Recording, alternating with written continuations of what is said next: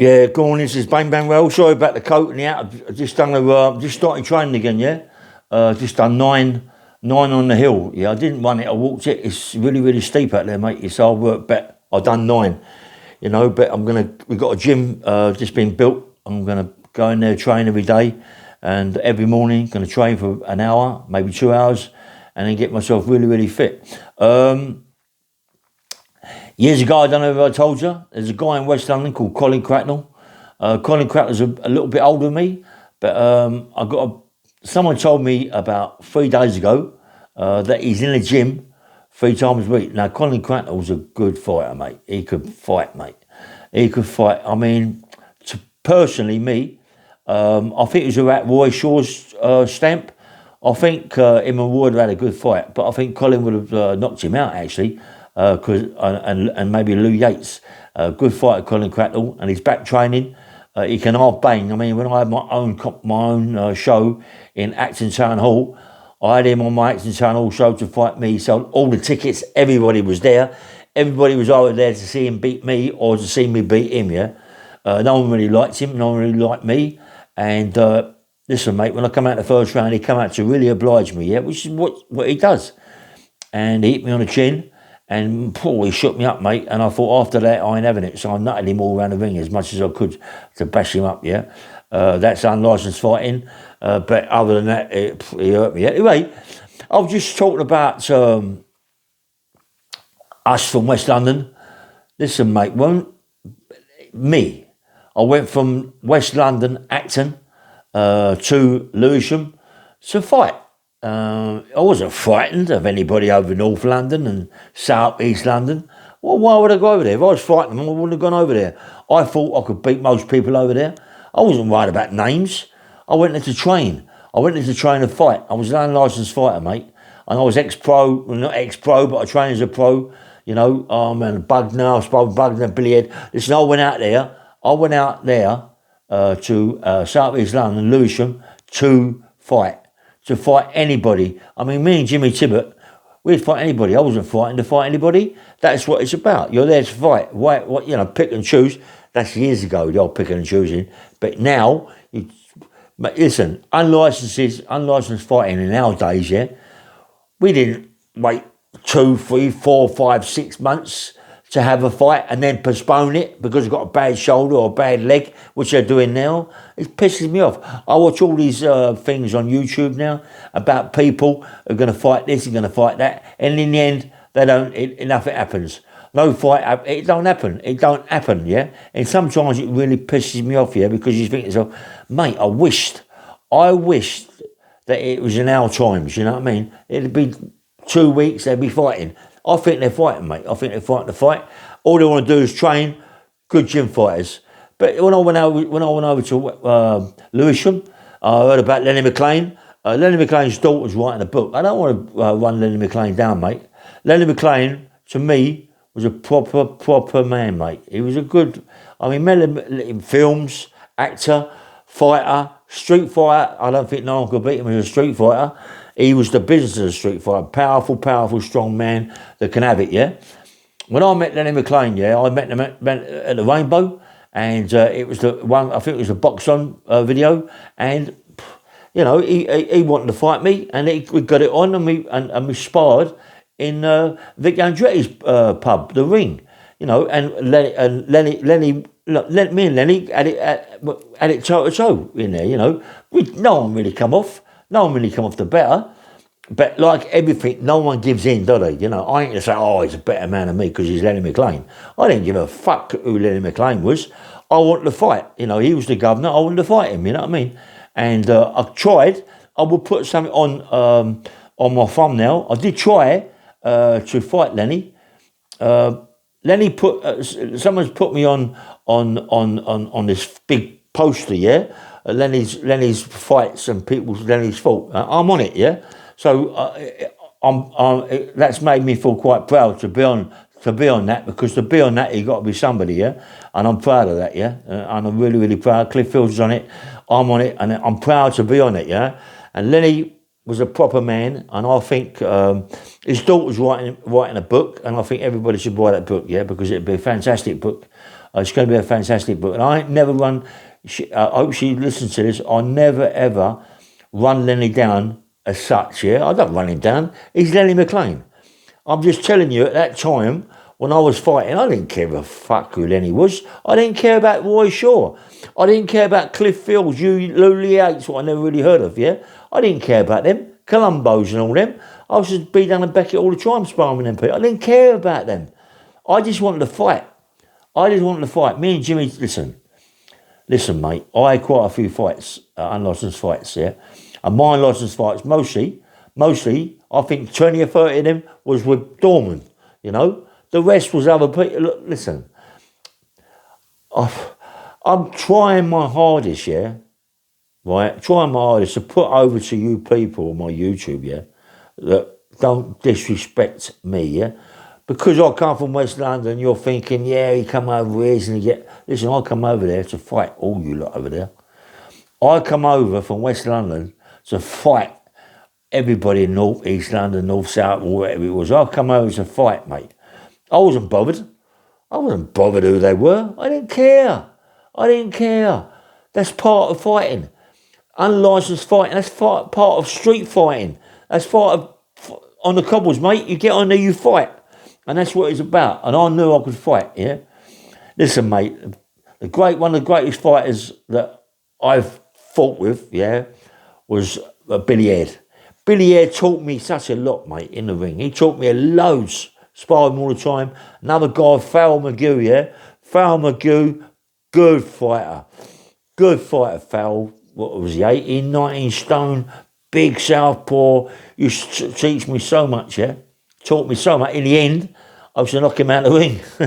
I used to learn so much from Billy Head, being that he was a southpaw and my mate was a southpaw. I used to knock him out of the ring. I used to bang, right hands. I could whack him with right hands all day long. And a couple of them, mate, doesn't matter how good Farrell was, when I was hitting him in right hands, mate, he used to shake him up with 16-ounce gloves. Listen, if you can knock someone out with 16-ounce gloves, mate, you can bang. And I could fucking bang. I loved my training, mate. I loved my fighting. I loved it, mate. I loved going over there to fight South East London. I loved it. Lewisham, when me and Jimmy Tibbett, yeah, used to go to the clubs and we used to train, it was hard work to get sparring partners. It was. I love Colombo. Steve Richards, mate. Me and him have had a few rounds in there. I've had a few rounds with Roy. At first fight, when I first time with him with Roy, Roy battered me. He hit me all over the gaff, yeah? And it was stopped, yeah? But after that, it was like mediocre, mate. Don't forget, Roy Shaw was only a middleweight. Roy Shaw was a professional fighter, a middleweight, yeah? And he'd come up maybe to a cruiserweight, I don't know, light heavyweight, but he was still tiny. He was too tiny. He could bang, Roy. I mean, he bashed up Donny Adams, didn't he? I mean, he bashed up... I don't think it was a good thing. I don't think it was an hard thing to bash up Donny Adams. Donny Adams had it. He'd had maybe 50 fights by that time. Roy's had about, 10? Not even that, you know. And to bash Donny Adams up wouldn't have been no big thing, you know what I mean? But Roy did smash him to pieces. And I see Roy... Fair play to Roy, mate. Fair play to Roy. When I see him fight Lenny McLean, the first time he smashed him to pieces. I've always thought, right? That Lenny McLean and Roy Shaw fights will get up. I always thought that because the first time I see Roy fight Lenny, and the next time I see Lenny fight, smash him to pieces, you always think it's a get up, don't you? For money, for bets. Imagine the bet what was put on that. You know, Joe Pyle with Roy and Frankie Warren with Lenny. There must have been lots of money passing over, all talking to each other about what they're going to do. Joe Pyle, good fighter, mate. Joe Pyle was a good fighter. I think Joe Pyle was a pro. I see Joe Pyle when I used to go down his pub with a guy called Mickey Francis, yeah? I met Mickey Francis in prison, in Albany prison. And Mickey Francis, short, stocky, powerful man. He was one of Joe Pyle's enforcers. I met him in Albany. I was to train with him quite regular. And when he come out to see me. He lived down in Fulham. He'd come and see me, he looked after a club with me, but I had to get rid of him because he was too much of a pain in the arse. All he wanted to do, Mickey Francis, was bash people up. And that's all he was doing, bashing people up. And I said, no, we can't be doing that. You know what I mean? It ain't on, mate. You know, you can't keep bashing people up because in the end of the day, they're going to wait for us at the door. Leave that alone. You let me do it. We talked to him and all that anyway, but he couldn't handle it. But he took me down to see Joe. I think young Joe was about 10, 11, I'm not quite sure. Mickey Francis took me down to see Joe Pyle, and Alex Steen was there, guy in black glasses. Alex Steen, big. I like Alex Steen because he had big shoulders. Yeah, these jackets used to come out here. I like Alex Steen. Alex Steen and Joe Pyle were good promoters, mate. Good promoters. I mean, they were the first ones, Alex Steen, Joe Pyle, they were the first ones to do the unlicensed fighting as such. Then Frankie Warren jumped in, and Frankie Warren, I remember Frankie Warren and Vic Andretti saying at one time, yeah, drop boxing, border control, they're wankers at boxing. But now I look at Frankie, look at Frankie Warren now. Frankie Warren is the top man. Frankie Warren is the top man. He's the one. You know, he's the one really, at the end of the day, right, that everybody loves. He is a gangster. He's got a gangster family, without a shadow of doubt, Frankie Warren. Frankie Warren's a big, tough man, mate. Don't worry about that. His family is quite dangerous. I like Frank. I like how he talks. I like what he does. Yeah, I've got big respect for Frankie Warren, mate. Joe Pyle, the old man, I love Joe Pyle, mate. I love Joe Pyle so much, and I want him to go to the top, yeah? I wanted Joe Pyle to go to the top, and I really liked him. Don't muck about with Joe Pyle, mate. Joe Pyle, mate, don't ever muck about with him. Dangerous man, Joe Pyle. Dangerous man. Billy Blundell. I mean, do you know what? When I was in prison with Billy Blundell, yeah? Billy Blundell, he could bang.